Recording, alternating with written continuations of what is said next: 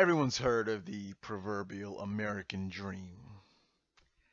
But how many of us can really say that we've achieved such a status, whatever that said status may be? However, in our next story, one woman must have had no doubt that she and her family were indeed living the dream. Yet she would soon find out that in the blink of an eye, dreams can morph into nightmares. Stay with us as we explore the unexplained death of Olivia Mabel. Next on Grim Visions.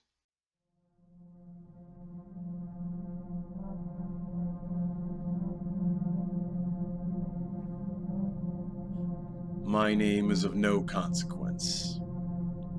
You may call me Grim. Thousands of people go missing in our world each year. Many are never found. I am amongst the lost, and as such I am compelled to bring you the stories of those I call the vanished.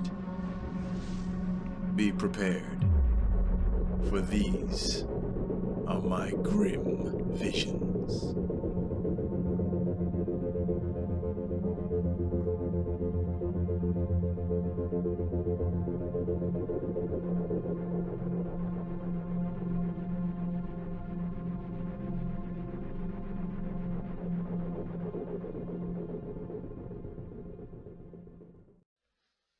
Our story begins in early September of the year 1990 in the moderate town of Salina, Texas.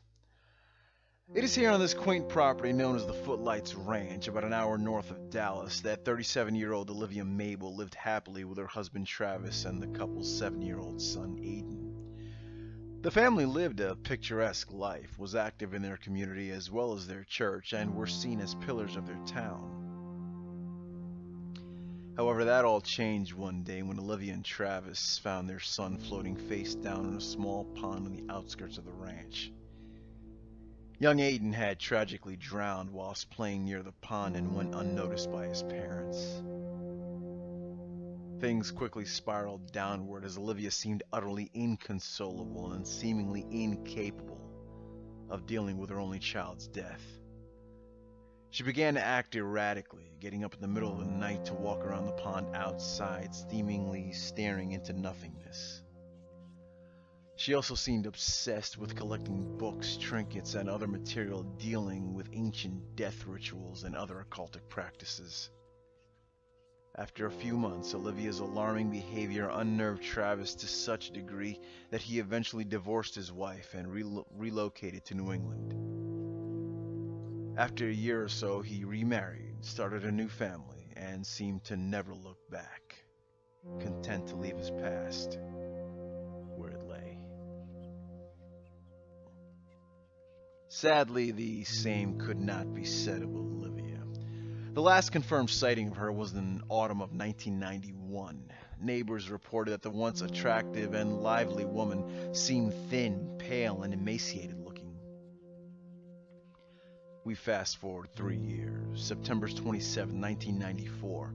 A local 911 dispatch receives 2 eerily silent calls.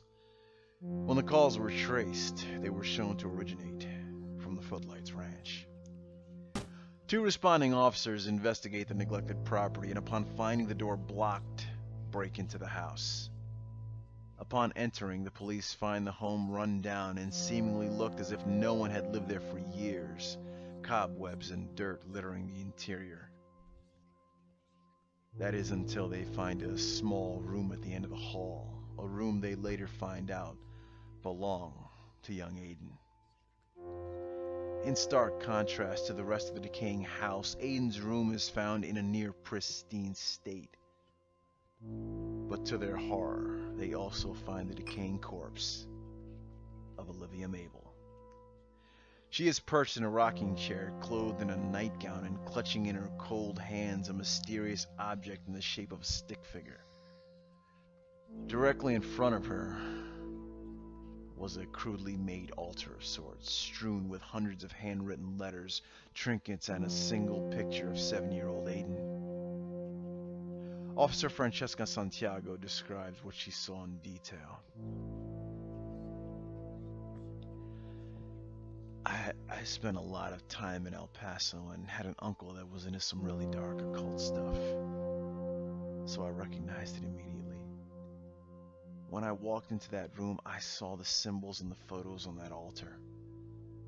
I felt such a strong, angry presence looming over me. It was honestly the last thing I expected to ever see in this town. Now the questions come to mind. What had officers so unwittingly stumbled into? Was this a simple case of a grief-stricken mother dying of a broken heart over her lost child? Or was there something more sinister at work? When the scene was processed, many investigators described a heavy choking presence in the house, almost as if something lingered in the air. Then there was the mysterious phone calls to 911 that prompted authorities to visit the Mabel residence in the first place. Who or what had placed those silent telephone calls? When police combed the scene, a few disturbing clues would emerge. On the makeshift altar, presumably constructed by Olivia, several papers containing Sanskrit writing could be found. The inscriptions would later be translated as the words construct and to build. In Olivia's hand was found the mysterious doll made from sticks, bits of clothing, and twine. From the items found, many have come to the conclusion that Olivia was trying to create something known as a tulpa. This is a concept most often found in the annals of Transcendental Buddhism, mainly found in the far-reaching corners of Tibet. It is believed that one could create what is known as a thought form, an entity conjured up by using sheer concentration of will and the refining of one's thoughts.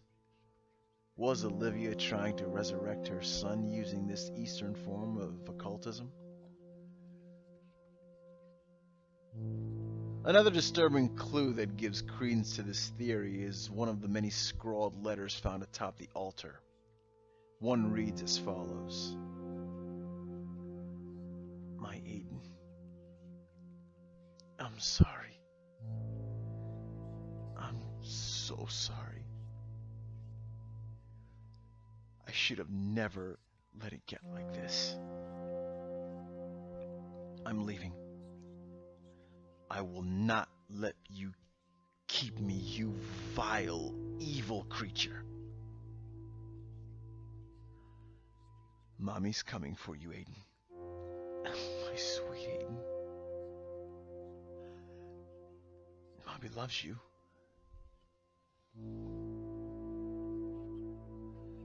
Had Olivia attempted to create a tulpa in the form of her son and something went terribly wrong?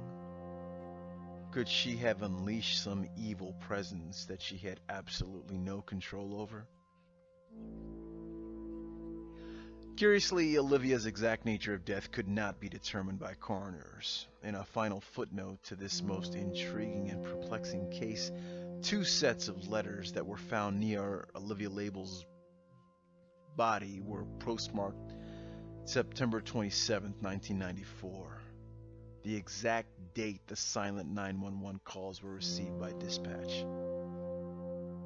Now, this paints a rather disturbing scenario, as it is almost unanimously agreed by investigators, police, and coroners that Olivia had sat dead in the lonely house for weeks, some say even months, judging from the rate of decomposition of her body.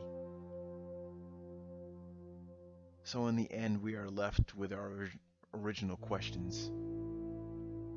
Who or what had placed the 911 calls that summoned police to the house? What was Olivia trying to accomplish with the construction of the strange altar, the incantations, and the doll?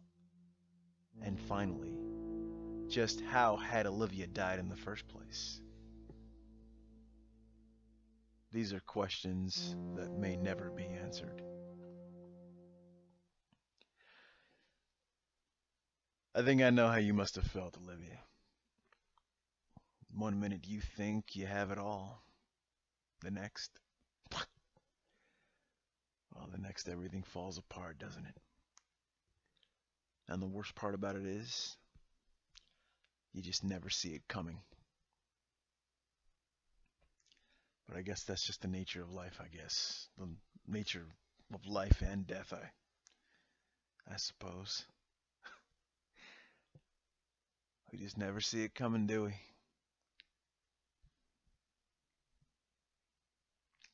Always remember, question everything and trust no one.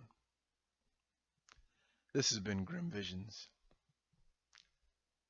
Pleasant dreams.